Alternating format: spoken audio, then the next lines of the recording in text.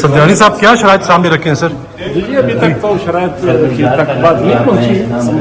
ابھی آئے ایک میٹنگ منسٹر صاحب سے ہوئی تو ابھی ہم اس کو دیکھ لیتے ہیں کہ جو موجودہ ابھی تک ہمیں علم نہیں تھا تو اس کے بعد بھی پتہ چلے گا. کوئی حکومت نے سر کوئی مسودہ رکھا ہے سامنے آپ لوگ کے سر؟ حکومت نے ہمیں موٹی موٹی باتیں بتائی ہیں سردار صاحب کے لیے, تو یہ بھی سردار صاحب کو بتائیں گے. جی سر. اور اس کے بعد پھر انشاءاللہ پھر ابھی آ رہا ہے پارلیمنٹ. آج کامزادی ہو رہی ہے یا کل تک جائے گا؟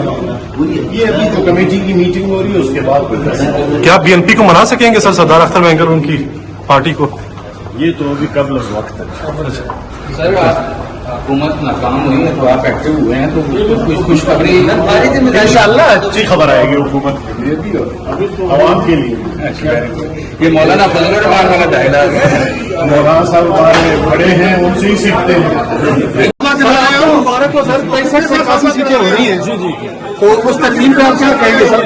یہ تو بہت اچھی بات ہے. ہم نے تو سینٹ میں پہلے 2% سے اس کو پاس بھی کیا تھا, اگر آپ لوگوں کو یاد ہو. بالکل. اس کے علاوہ آرٹیکل 175 کا کہہ رہے ہیں اس کے اندر بھی ترمیم کی جا رہی ہے عدلیہ اصلاحات کے نام سے, کیا پوزیشن دے گا؟